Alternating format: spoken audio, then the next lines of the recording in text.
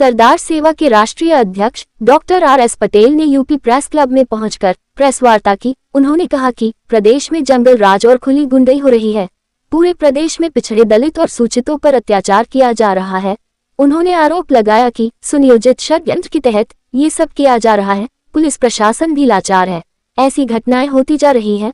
उन्होंने योगी सरकार को कई मुद्दे पर घेरा और कहा कि प्रदेश में जंगल राज है। वो लगातार यूपी सरकार की तमाम नाकामियों पर भी डॉक्टर आर.एस. पटेल भड़क उठे और उन्होंने कहा कि इधर कुछ दिनों में हुई घटनाएं बयां कर रही है कि सीएम योगी से उत्तर प्रदेश नहीं चलाया जा रहा। हटा दिया गया और अपराधी को ज्यूडिशरी का लोअर कोर्ट सुनता नहीं इस पर, लेकिन कल्पना करिए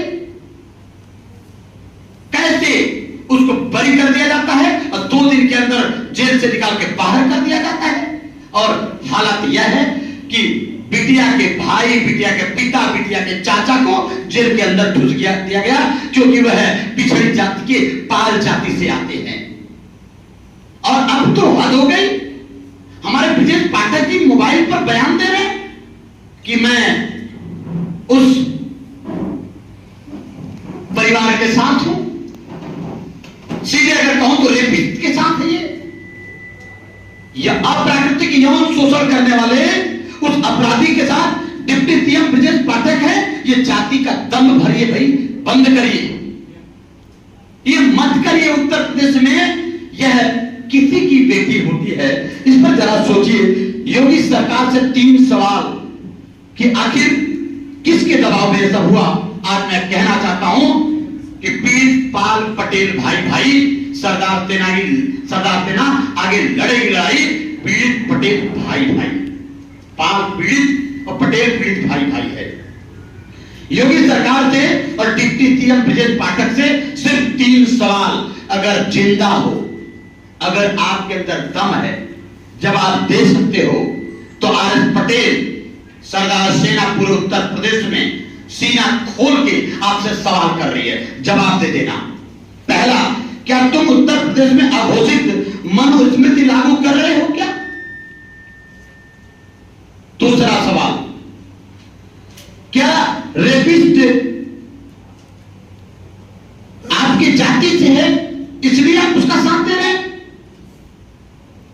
क्या ओबीसी होता रेपिस्ट तो भी आप उसका साथ देते हैं? नहीं।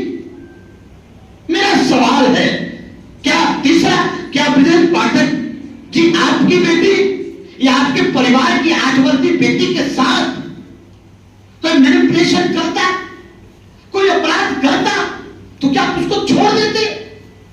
क्या आप कभी रेपिस्ट के साथ खड़े रहते? ये सवाल है मेरे दोस्तों। हद हो गई है।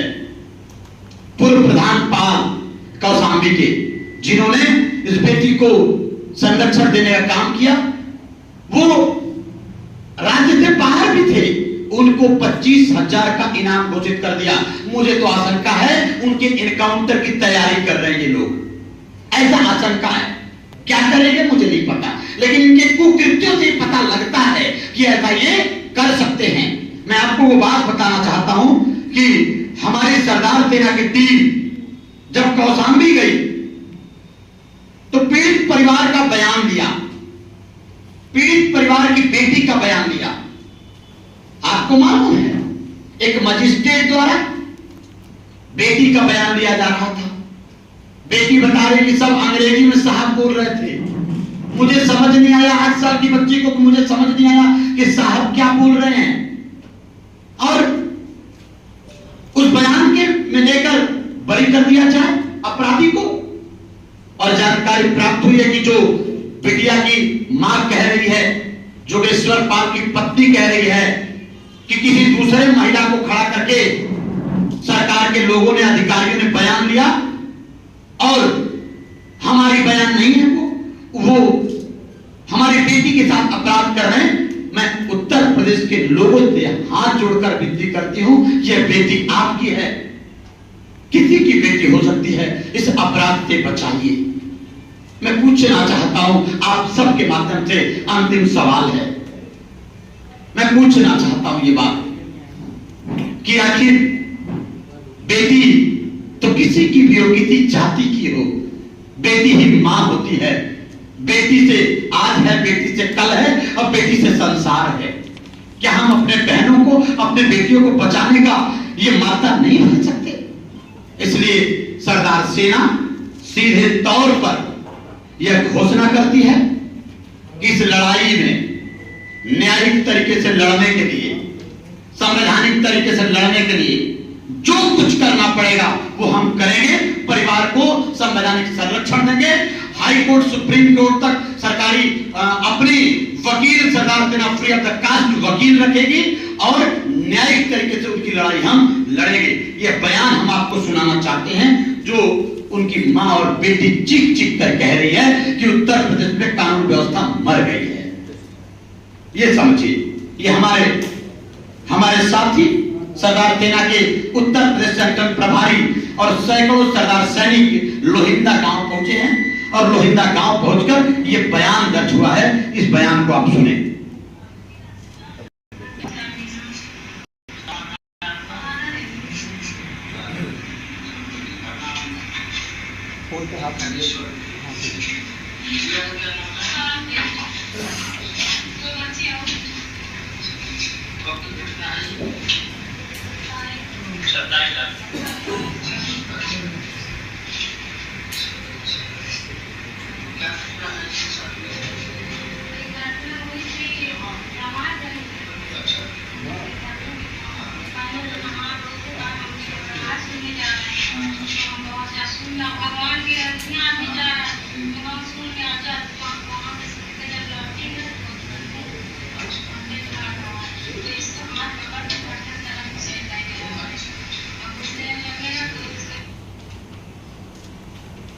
विदेश के नागरिकों के प्रति सच्ची श्रद्धांजलि सरदार सेना परिवार करता है, लेकिन केंद्र सरकार एवं गृह मंत्री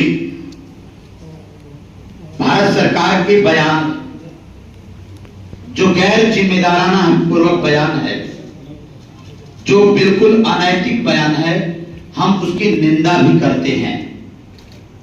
देश के गृह मंत्री ने कहा कि यह दुर्घटना है, इस दुर्घटना को रोका नहीं जा सकता। आप जरा सोचिए, देश के गृह मंत्री का यह बयान कि यह दुर्घटना है, वही एयरक्राफ्ट दिल्ली से अहमदाबाद गए और जब दिल्ली से अहमदाबाद एयरक्राफ्ट गए तब ही खराब थी। वहां बताया जाता है एक साथी के द्वारा, जो उसके पूर्व में उसमें यात्री रहे, उन्होंने कहा कि पूरी एसी अपने आप बंद हो जाती थी, जिगजैग होने लगता था। इन सब के बावजूद भी उस एयरक्राफ्ट में, इन कमियों के बावजूद भी, या जितनी कमियां हो, ये सरकार की जिम्मेदारी है। सरकार के इस गैर जिम्मेदाराना बयान की सरदार सेना निंदा भी करता है। सरदार सेना यह मांग करती है कि मृतकों को अगर टाटा जी द्वारा 1 करोड़ की मदद राशि की घोषणा की गई है तो यह सरकार की जिम्मेदारी है कि प्रत्येक मृतक परिवारों को 10 करोड़ रुपए की सहयोग राशि की घोषणा की जानी चाहिए। यह सरदार सेना मांग करती है। साथियों, जैसे केंद्र सरकार की गैर जिम्मेदाराना हरकत है, उसी प्रकार उत्तर प्रदेश की योगी सरकार में भी जंगल राज जैसी स्थिति बन गई है। उत्तर प्रदेश में हत्या, लूट, बलात्कार, अपहरण चरम पर है। और यूं ही नहीं, अगर हम सीधे शब्दों में कहें तो यह जाति देखकर हो रहा है। जाति चिन्हित करके आज उत्तर प्रदेश में हत्याएं हो रही हैं। अगर मैं कहूं कि सरकार नियोजित हत्याएं हैं तो यह अतिशयोक्ति नहीं है। यह सब चरम पर है और अब तो हद हो गई कि उत्तर प्रदेश में 4 करोड़ से ज्यादा वोटर पटेल जाति का है। यादव, पाल, राजभर, तमाम वंचित जातियों से होते हुए जो सरकार को बनाने में सबसे अहम भूमिका रखने वाली जाति पटेल जाति उत्तर प्रदेश की कुर्मी जाति थी या है, उन 4 करोड़ से ज्यादा वोटर्स, अगर कहूं कि योगी सरकार के, भारतीय जनता पार्टी के सरकार में गठबंधन वाली सरकार भी चला रहे हैं लोग, उस जाति के ऊपर फिर लगातार हत्या, प्रताड़ना चरम पर हो गई है। इसे अगर मैं विशेष तौर पर जातंकवाद कह दूं तो यह अतिशयोक्ति नहीं है, पूरी तरह जातंकवाद है। मैं शुरू करता हूं, एक एक चीजों को आप समझ लेंगे। बनारस से शुरू करता हूं, देश के प्रधानमंत्री के संसदीय क्षेत्र से। बनारस में लगभग 2 महीना पहले हेमंत पटेल की हत्या सीएम योगी जी की जाति से आने वाले रवि सिंह द्वारा कर दी जाती है, बाकायदे बुलाकर फोन करके गैराज के कमरे में ले जाकर सीधे सर में गोली मार दी जाती है। और उस हत्या के मामले में कई लोग नामजद हैं, लेकिन सिर्फ और सिर्फ रवि सिंह की गिरफ्तारी हुई, एसआईटी का गठन हुआ, लेकिन उसके उपरांत अभी तक कोई कार्रवाई नहीं हुई, जब तक कि सरकार ने कहा था कि 15 दिन के अंदर एसआईटी उस सारे अपराधियों को पकड़ के जेल में डाल देगी। लेकिन 2 महीने हो गए, एसआईटी शून्य है। क्यों? क्योंकि यह मामला अपराधी माननीय मुख्यमंत्री के जाति से देखने को मिल रहा है। जातंकवाद कहते हैं हम इसको। अरुण पटेल की हत्याकांड, कोरांव के बैठकवा गांव की, वहां हत्या कर दिया जाता है, और वो भी उस हत्यारे को भी 1 महीना हत्या होने के बाद भी, नामजद एफआईआर होने के बाद भी नहीं पकड़ा गया। 1 महीने बाद जब हम लोगों ने कमिश्नर पर दबाव बनाया, सरदार सेना ने दबाव बनाया, तब जाके मुख्य अपराधी की गिरफ्तारी होती है, और षड्यंत्र रचने वाले दर्जनों लोगों की अभी तक गिरफ्तारी नहीं हो पाई। ये खानापूर्ति हुई, यह जातंकवाद है। अंशिका वर्मा, अंशिका पटेल की हत्या सुल्तानपुर में हो गई, योगी सरकार मौन है, कोई कार्रवाई नहीं हुई। धर्मपाल पटेल की हत्या प्रतापगढ़ में हो जाती है, और हत्यारा योगी सरकार से ताल्लुकात रखने वाला भारतीय जनता पार्टी का नेता होने के नाते अभी तक उस हत्या में गिरफ्तारी नहीं हो पाई।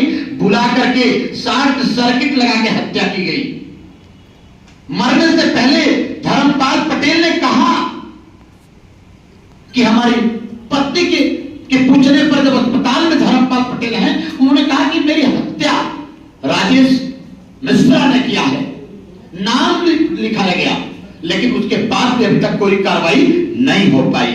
धीरज पटेल पर जानलेवा हमला, धीरज पटेल, उनकी पत्नी, उनके भाई के ऊपर जानलेवा हमला मिर्जापुर के चुनार में हुआ, जहां कुर्मी बिरादरी से आने वाले 2 विधायक हैं, DM Kurmi, SP Kurmi, additional SP Kurmi, block प्रमुख कुर्मी, एसडीएम कुर्मी। हद हो गई। उसके बाद भी धीरज पटेल और उनके परिवार के ऊपर जो जानलेवा हमला हुआ,